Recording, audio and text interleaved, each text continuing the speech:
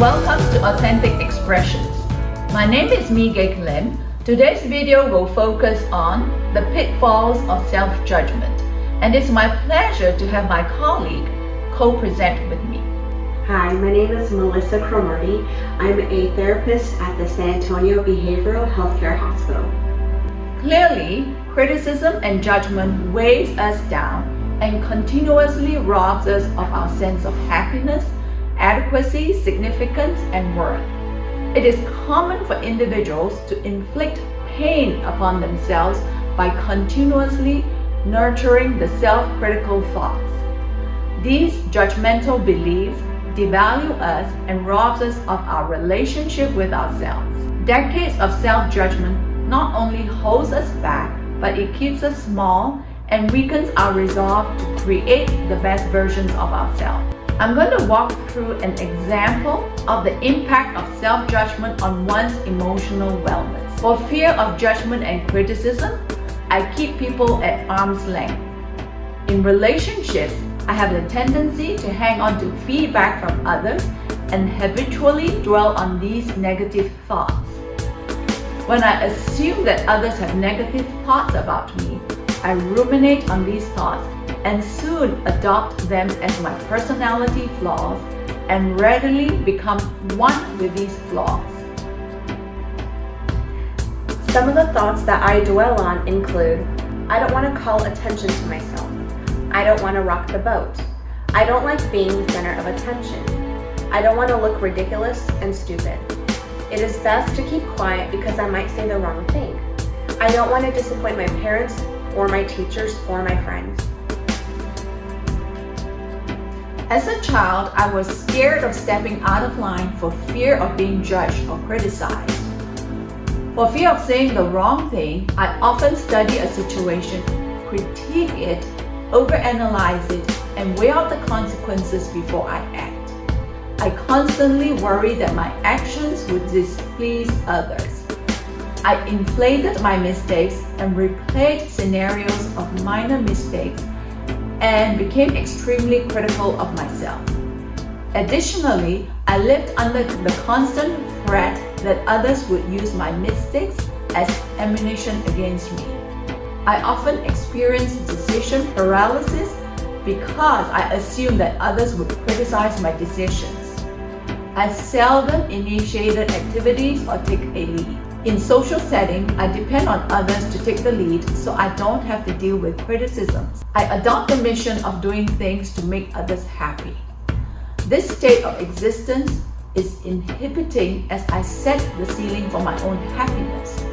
Due to the self-imposed judgment, I miss out on enjoying true freedom and true happiness. Life becomes a scripted role rather than connecting through interaction, because most of my relationships was built on fake, superficial relating. This defensive dance keeps others from penetrating my shell so I don't have to open up. I wrap my thoughts around the fear that if others know my true self, they will not like me. I form my identity around inadequacies and insecurities. This defensive posture has resulted in me living an unfulfilled, empty, and lonely life. The disconnected stance inhibits me from letting my guard down to be who I am. I get boxed in my anxious, worried disposition. I often assume self-condemning scripts and allow it to define me.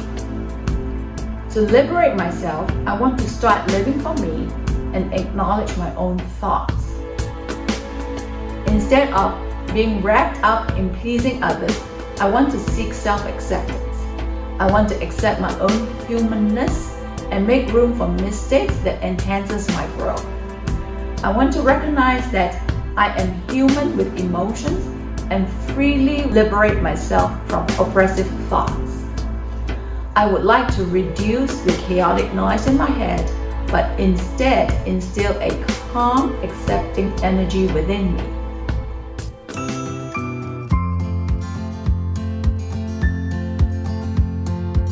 Some of the self-accepting scripts includes, I want to create a new storyline that surrounds self-acceptance, security, sufficiency, adequacy, significance, and belonging. I am interested in using my voice with courage. It is healthy for me to view my mistakes as opportunities for growth. I would like to highlight and dwell on my capabilities and strengths. It is important for me to take responsibility for my own happiness. I am interested in using liberating energy to relate to others. I want to nurture self-acceptance and self-love. My priority is to focus on healing my soul. I want to create space for peaceful, calm existence. I would like to nurture and be present for myself. It is important that I make decisions that is in my best interest. In thinking about reducing the judgmental noise that clangs loudly within you, consider these steps. I want to create space for.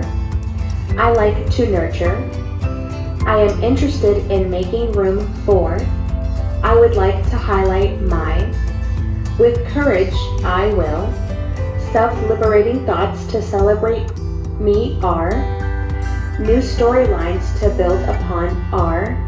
The muscle I want to strengthen is.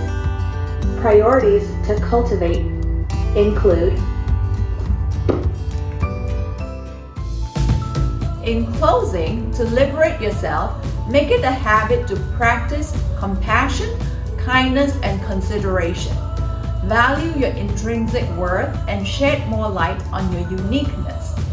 Instead of being wrapped up in pleasing others, create space for personal acceptance and start living for yourself. Accept your own humanness and make room for mistakes that enhances your growth. I'm going to share 2 closing quotes with you. The first one is from Carl Jung. He says, "The most terrifying thing is to accept oneself completely." The second quote is from Louise Hay. She says, "Self-approval and self-acceptance in the now are the main keys to positive changes in every area of our lives." Thank you for watching this channel.